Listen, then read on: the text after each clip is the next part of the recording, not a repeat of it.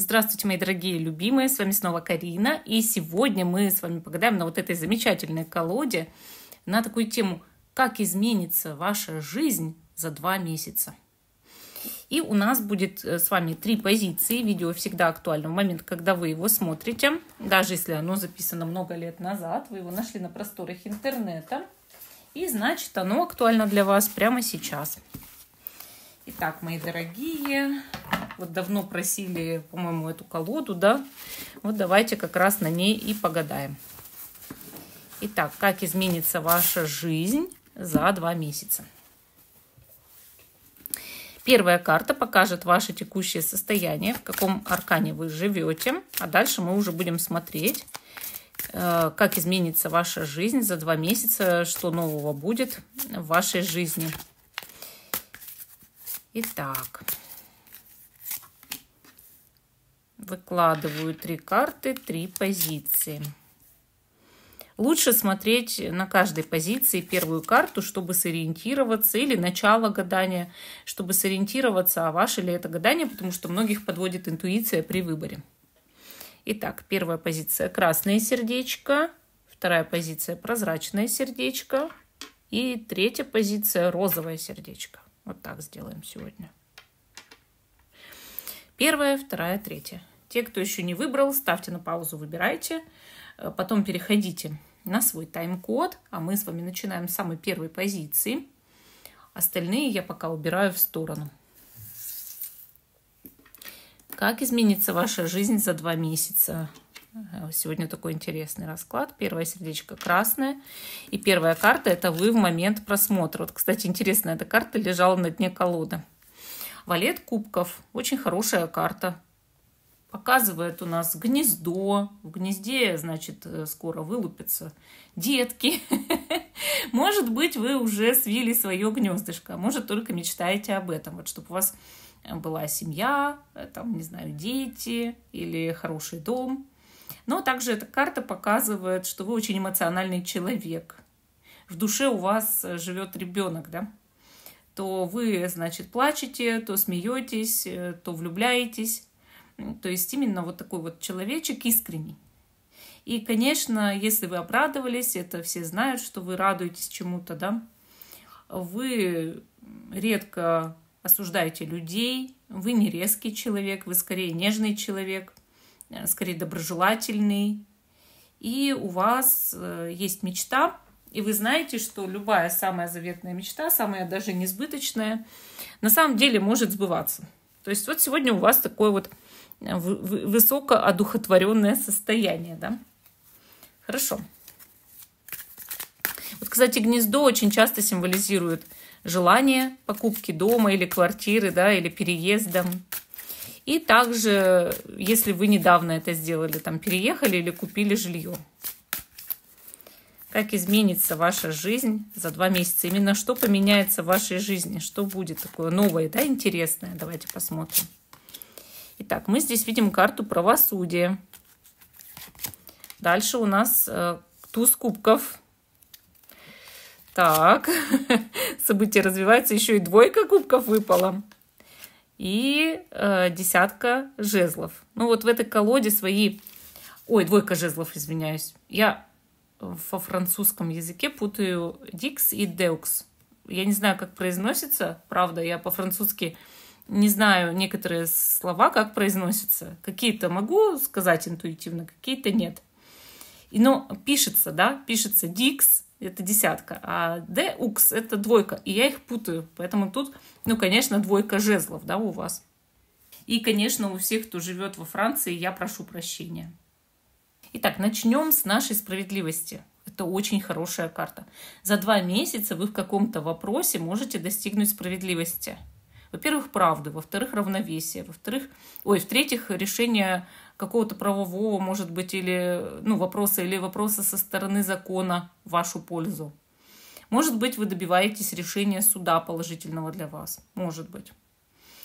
Карта показывает мораль. То есть, когда человек понимает, я прав, другой человек не прав, или другие люди не правы, я, значит, могу обратиться даже к кому-то, кто имеет полномочия, и докажу, что я прав. То есть я докажу, что морально вот со стороны человечности, со стороны закона я прав, да? То есть вы вот можете что-то доказать, и кто-то признает свою вину и извинится перед вами, или восполнит то, что вы утратили. Ну, то есть буквально, допустим, человек отдаст долг или покроет расходы, там, если, допустим, столкнулись автомобили, или вам что-то повредили. То есть, понимаете? Карта очень часто показывает возмещение по страховке, может показывать устройство на официальную хорошую работу, где вы убедили, что вы имеете право там работать, да, что у вас есть хорошее образование, стаж, и послали резюме, и дождались очереди, да, и там на рассмотрение. И вы вот сели, поговорили и убедили, я достоин здесь работать. Понимаете? То есть вот именно об этом говорит карта. И еще момент по справедливости, если вы двигались уже с вашим партнером или партнершей к официальному браку, карта показывает заключение официального брака. Дальше, значит, наш туз кубков указывает, вот как раз-таки по справедливости, иногда решение именно любовных вопросов или вопросов взаимоотношений. Но также туз кубков – это вообще очень прекрасная карта. Она показывает, тем более, что рядом двойка кубков, да, взаимную любовь. То есть у вас два указания точно идут на взаимную любовь в раскладе, поэтому через 2 месяца вы можете понять, вот у меня есть взаимная любовь. Я осознаю это, что я люблю и любят меня. Вот прям будет такое осознание. Карта также показывает иногда взаимную дружбу. То есть вот моя лучшая подруга. И я знаю, что я ее лучшая подруга. То есть это доказано. Рядом справедливость, это доказано, да. Карта показывает, если вы стремитесь к любви, к отношениям, то у вас может быть развитие. Может быть начало какое-то или начало нового этапа в отношениях. Но еще туз кубков – это энергия изобилия. Вот почему тут столько воды, да? Вообще вода – это символ изобилия. И, соответственно, когда мы видим много воды, мы видим много эмоций радости, мы видим много энергии изобилия. Поэтому иногда может улучшаться по этой карте финансовое положение.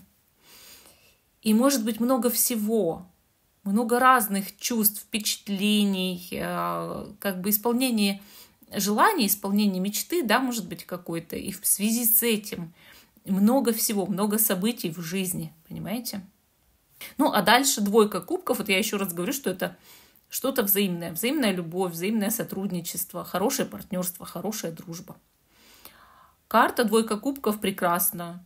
Она говорит, что вот если вы стремитесь к семье, к отношениям, к серьезным именно отношениям, к романтике при этом, у вас все это может быть через 2 месяца уже. Если вы особенно будете стараться и будете действовать в этом направлении. Конечно, вот я вам так хочу сказать, что иногда человек, ну, допустим, только ждет, никаких действий не предпринимает.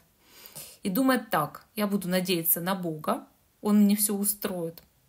Если ваша вера сильная, действительно может Бог устроить. Это правда. Но если ваша вера с сомнением или Бог уже давно вам намекает, что нужны действия, а вы не слышите, да, то вам все же лучше действовать. Понимаете? То есть без действий очень трудно иметь какие бы то ни было результаты в своей жизни. Вот, ну, правда. Давайте вот мы с вами приведем пример на немецком языке. Допустим, человек хочет выучить немецкий язык. Ему говорят карты Таро: тебе нужно действовать, то есть садиться и учить немецкий язык. Связываться с преподавателями, идти в языковую школу, смотреть видеоуроки. А он тебе отвечает, этот человек, да? Или картам: я верю в Бога, Он мне все устроит. Он устроит так, что я буду знать немецкий. Ну, конечно, может быть, тебе кажется, что ты уснешь, утром проснешься, а уже знаешь немецкий, но это неправда. Это надо очень сильным уровнем обладать святости, чтобы такое чудо происходило. Во всех остальных случаях тебе придется взять учебник или рабочие тетради вот эти, или курсы, или видео, или еще что-то. индивидуального преподавателя оплатить. Но тебе придется это сделать, чтобы выучить немецкий, потому что он не зайдет тебе в голову просто потому, что ты этого пожелал. То же самое с любовью, с работой, с различными решениями вышестоящих инстанций. Если вы туда не подали запрос, кто решит в вашу пользу что-то? Никто. Помните, что все, что я вам говорю, это подкрепляется вашими действиями. Если вы не действуете, как говорится, это ваши проблемы. То есть не нужно говорить мне через 2 месяца, у меня это не сбылось. Действуй. Если ты хочешь, чтобы у тебя это сбывалось, нужно действовать. И здесь видно, ваш потенциал, он огромен. Действительно, вы можете за 2 месяца изменить свою жизнь в лучшую сторону. Это четко здесь показано, особенно в личной жизни и особенно в энергии изобилия, чтобы почувствовать полноту жизни и все счастье этой жизни, да. И вот наша последняя карта, 2 жезлов. Посмотрите, какая она красивая у нас, 2 жезлов вот в этой колоде. Это вот как будто у вас возникает какая-то идея через 2 месяца. И нужно обладать, что ли, долей авантюризма в душе, умением рисковать, чтобы вот эту фантастическую, невероятную идею начать реализовывать. То есть нужно как бы смелость проявить, да, чтобы идея пошла. Вот у вас будет какая-то прям классная идея. Но нужно решиться, чтобы ее воплощать в жизнь. Это именно долгосрочная цель. И нужно разработать проект, что ли, сценарий, чтобы это сделать. Но если вы это сделаете в будущем, когда вы это все реализуете, у вас может быть обеспеченное будущее. То есть действительно то, что люди называют богатством. Но вы знаете, все богатые люди смелые. Они все-таки решаются на то, чтобы что-то делать, и делают. Вот такой вот ответ у нас по первой позиции. Хорошо, а мы с вами идем дальше к позиции номер 2. Как изменится ваша жизнь за 2 месяца? Наш прозрачный кристалл, сердечко, да, и первая карта, вы сегодня, вы король мечей. Вот тут так интересно в этой колоде, такой нож, да, или как кинжал в кожаном футляре, древний кинжал, да, вот вы у нас сегодня настоящий древний кинжал, вы оружие. А вы знаете, оружие, оно однонаправленно, то есть у него есть прямота, у любого оружия есть прямота. Вы, скорее всего, человек, который может что-то говорить прямо. Любите честность, честных людей. И за эту честность вы готовы бороться и ругаться с другими. То есть будь честен со мной, требуете вы. И что такое кинжал, да? Это решительные действия. Любые решительные действия ваши в жизни. То есть вы очень решительный человек. Но, вы знаете, у любого кинжала есть хозяин. Если это кинжал им не пользуется, да, он лежит. Он красивый весь, элитный такой, да, но вот он лежит. И на него только смотрят. Но на самом деле создан он для того, чтобы сражаться, бороться. И, соответственно, вы можете лежать сколько угодно в этой жизни, да, но созданы вы для борьбы. Вот так. Вы инструмент для того, чтобы добиться чего угодно. С помощью вас можно все. Можно добиться любых целей, побед, преодоления, как сказать, каких угодно врагов, людей, да. Главное это, чтобы вас применить куда-то. Я помню, когда была маленькой, моя тетя Людмила, она работала учителем математики. И она мне сказала такую фразу. Нужно взять твой ум и применить этот ум в математике.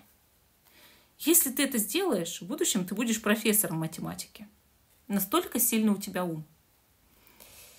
Я, конечно, не хотела быть никогда профессором математики, но как учитель математики она видела, что я вот такое оружие. И если бы она взяла это оружие и под свое шефство, да, и начала бы направлять, то я бы стала профессором. Хорошо это или плохо, я не знаю, но можно было бы долго бороться ради этого титула, да, и в итоге, конечно, победить. Вот вы могли бы любой вершины достичь. Все-таки ваш ум куда-то очень применим на сегодняшний день. И всегда так было. Скорее всего, вы с детства какой-то такой человек, у которого очень сильный ум и умение добиваться своего. Инициатива, да? Лидерские качества. Хорошо, давайте посмотрим. А что изменится в вашей жизни за 2 месяца? Что там нового будет у вас? Значит, колесо фортуны. Повешенный. Как интересно. Жрица. Уже 3 старших аркана вышло. И 5 пентаклей. Какие интересные выпали у вас карты. Одна половина, как бы считается, положительными арканами, а вторая половина сомнительными арканами. Или кто-то их даже назовет отрицательными. Хотя, конечно, ни один аркан второй не несет такого смысла, как положительный или отрицательный. Но кому-то больше нравятся одни арканы, а меньше нравятся другие, да? Большинству так делят. Вот когда мы изучаем Таро, я прошу всегда первое, что сделать. Ну, не первое уж там в начале, да, обучения. Возьми колоду и раздели, к каким картам ты относишься. Положительно они тебе нравятся, каким отрицательно они тебе не нравятся, они тебя пугают. И каким нейтральным, то есть ты не знаешь вообще, как ты к ним относишься, да. Итак, наш аркан колесо фортуны любят многие. Вот кого-то он пугает, но большинство людей его любят. Почему вам выпало это колесо? Что будет происходить? Скорее всего, изменится ваша судьба через 2 месяца. Какой-то судьбоносный поворот. Но в этой колоде, вы знаете, колесо фортуны еще означает ясновидение. То есть, возможно, что вы начнете видеть больше, чем видели до этого. Карта очень любопытная. Она показывает, что вам придется поверить во что-то большее, чем вы сами. Допустим, в Бога поверить, в судьбу или просто в силу времени. Во что-то нужно будет поверить через 2 месяца. Идут изменения, пусть медленно, но верно. Но вы остановиться в этих изменениях не можете. И в вашей жизни происходит, какое-то глобальное, да, изменение, какая-то перетряска, переворот, что ли. Но это у каждого свое. У каждого свое. То есть идет, допустим, удача в вашей жизни через события, смена циклов. Но иногда такое событие не сразу воспринимается как некая удача. А ты просто в потоке, да, находишься, и тебе нужно просто срочно шевелиться, делать что-то в череде событий, и ты не сразу соображаешь, удача там для меня это не удача, а просто я вращаюсь, да, вот в этом колесе. Такое часто бывает при переезде, длительных каких-то долгосрочных, да, или дальних путешествиях, смена работы, нахождение новой работы, да, если у вас был долгий период затишья, изменения в личной жизни, у кого-то роды, зачатие, у кого что. И, в общем, я думаю, что когда это произойдет, вы точно поймете, о чем я говорю, о чем идет речь, да? Рядом наш повешенный. Вообще, это карта некой жертвы, но и мудрости, и самопознания. По легенде, на этой карте изображен бог Один, который решил повеситься на мировом дереве, да, вниз головой на 9 дней, чтобы обрести мудрость. Ему нужно было вот так целых 9 дней висеть вниз башкой. И, соответственно, как будто вот он, не знаю, жертвует столькими днями своей жизни, чтобы что-то понять. Это не жертва мученика, это скорее жертва интеллектуала. Ну, вот, допустим, это не та история, когда вы бы там, ну, не знаю, взяли и палец себе оторвали. Нет ведь? Нет. Чтобы что-то понять. Нет, это не та жертва. Это скорее, когда ты тратишь на что-то очень много времени. Ну, допустим, ты поставил себе высокую цель. Ты хочешь ее достичь. Вот как я со своей библиотекой Таро. У меня были все шкафы заполнены картами Таро. Но не было создано библиотеки, где картам был бы присвоен инвентарный номер, а библиотека занесена была бы вся в компьютер, и был бы составлен полный каталог. Не было. И вот мне нужно было потратить кучу времени, чтобы это сделать. Сейчас, когда у меня осталось, ну, буквально чуть-чуть, там, на 3 часа работы, и я смотрю уже на результат, ну, вот практически уже конечный результат, я понимаю, что это очень круто. То есть моя цель почти достигнута и скоро будет достигнута, да? Но я потратила на это уйму времени, сил, энергии и, там, не знаю, бессонных ночей. Но вы понимаете, что это было нужно. То есть это было необходимо для меня. И для не только меня, а еще и, допустим, ну, многих людей. Понимаете, в чем дело? У каждого человека могут быть такие цели. Через 2 месяца вы можете начать висеть на дереве. То есть вкладывать куда-то огромные силы, энергию, как бы мучиться, можно сказать, да, приносить жертву, но чтобы это сделать. И вы это сделаете. Я в вас абсолютно уверена, потому что рядом стоит карта Жрица, которая подтверждает, что вы свой опыт получите, что вы свою духовность развиваете, и что вы как будто бы подключаете свое бессознательное к этому всему. Ну, то есть карта говорит, что вы активируете какие-то механизмы в своем подсознании, чтобы реализовывать себя. Конечно, жрица связана со способностями. Через 2 месяца у вас способности будут более развиты. Опыта будет гораздо больше. И может происходить что-то мистическое в жизни, что-то необычное, нестандартное.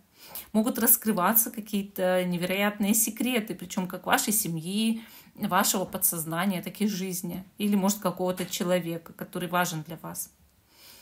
И, соответственно, темные части вашей души тоже начнут раскрываться. Вы увидите свои вот какие-то темные углы, да, в подсознании, которые вы будете очень удивлены, раскроют вам секреты вашего прошлого. То есть вы не можете по-настоящему быть собой, пока не узнаете это. И когда вы найдете скрытую часть себя, вы начнете понимать себя больше, и вы начнете быть уже тем собой, каким вы и должны быть. И по 5 пентаклей, которая в этой колоде показывает увядшую розу, да, которая теряет лепестки, вы начнете понимать, что вы — это не ваша работа, вы — это не ваши деньги, не ваша машина, на которой вы ездите.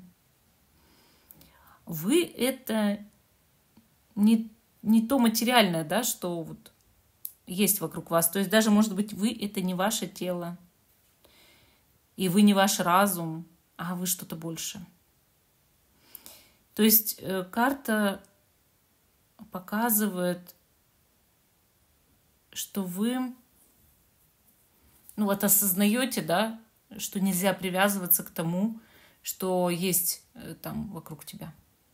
Ну, твои достижения, любимый человек, тело, здоровье, дом, дети. Ни к чему нельзя привязываться. Когда-то ты это обязательно потеряешь. И вы как будто даже захотите отказаться от всего. Не отказаться от всего в плане, там, я пойду продам всем все, весь дом там и все такое прочее, да. Откажусь от своих детей, напишу отказную, там, с мужем разведусь и до свидания. Нет. А вот знаете, как будто бы я хочу обрести непривязанность. Я хочу быть настолько духовным человеком, чтобы даже когда в будущем я все потеряю, я не буду от этого несчастен, потому что счастье находится только внутри нас. То есть вы прям это начнете осознавать. И если у вас была какая-то несчастная любовь, или вы страдали из-за своего здоровья, или еще из-за чего-то, вот чем вы считали себя ущербным, вы начнете понимать, что это все такое пустое, что это все такая ерунда. Но это, конечно, это у каждого приходит в свое время. Это не пришло еще даже у меня, наверное, да, вот до конца. И это каждый проходит эту трансформацию потихоньку. То есть я не говорю, что вы прозреете через 2 месяца полностью и все, вот станете святым, но вы много начнете понимать почему-то. Вот больше, чем вы понимали до этого. Ну вот такой ответ у нас по второй позиции. А мы идем дальше, к позиции номер 3. Так, наше розовое сердечко. И первая карта – это вы в момент просмотра. Тройка мечей. Здесь мы видим 2 руки, пробитые гвоздями. Или ножами, мечами. Ножами, мечами.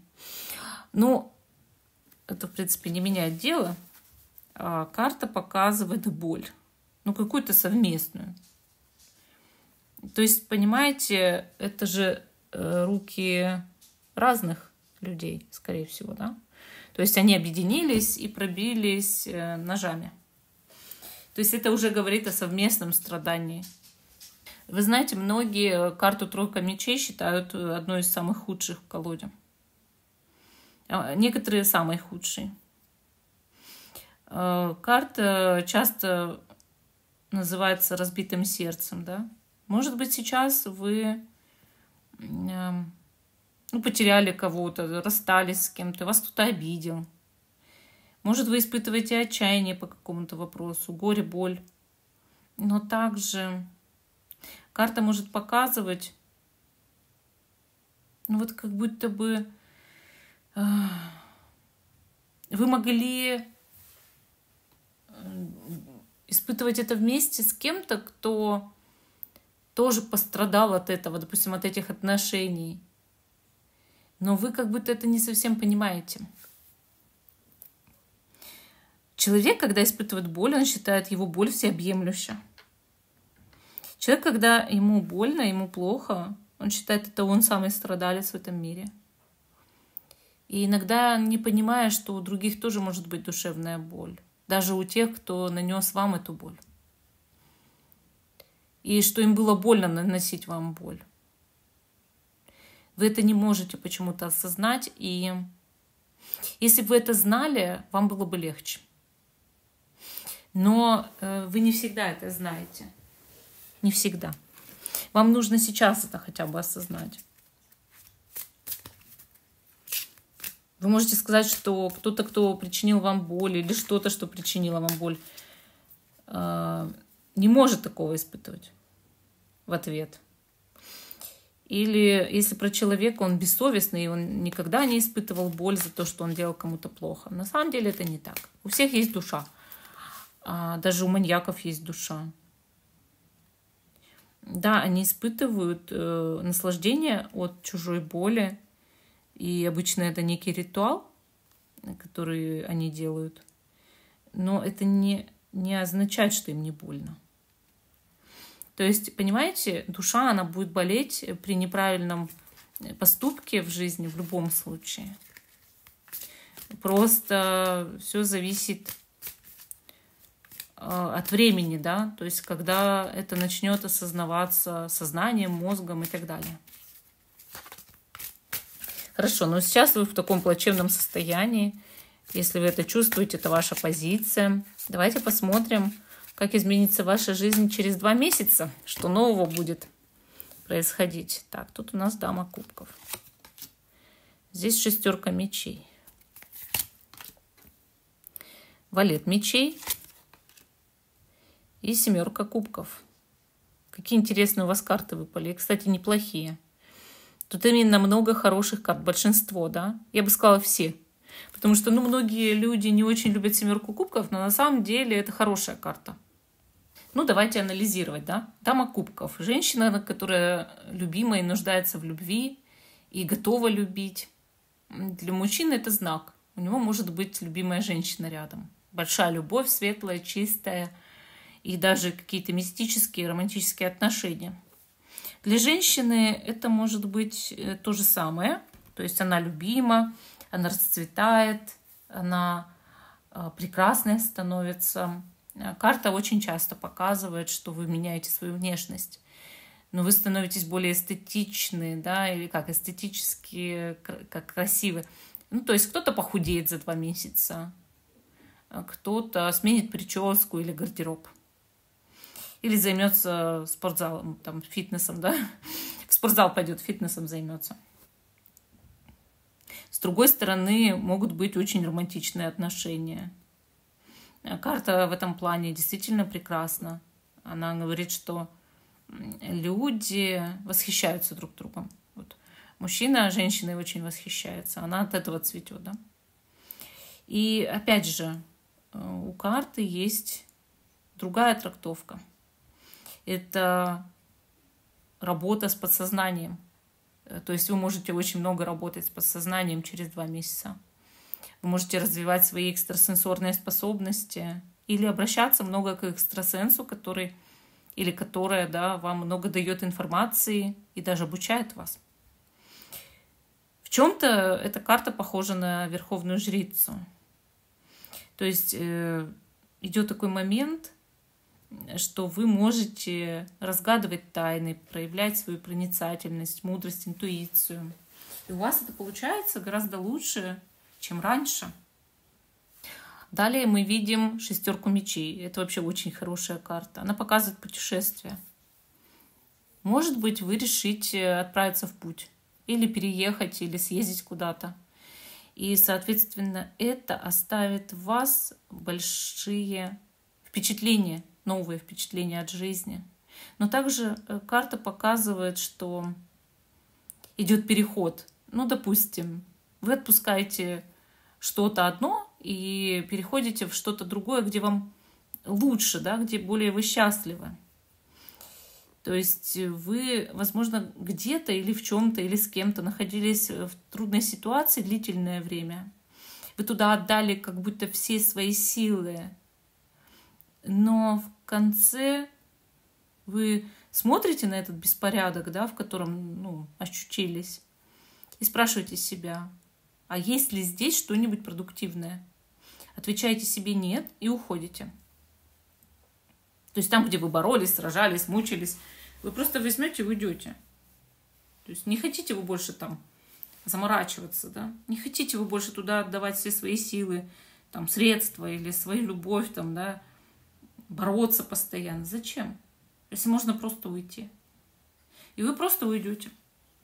Но уйдете вы в любом случае в нечто лучшее. То, что вас действительно будет устраивать, и там, где гораздо проще.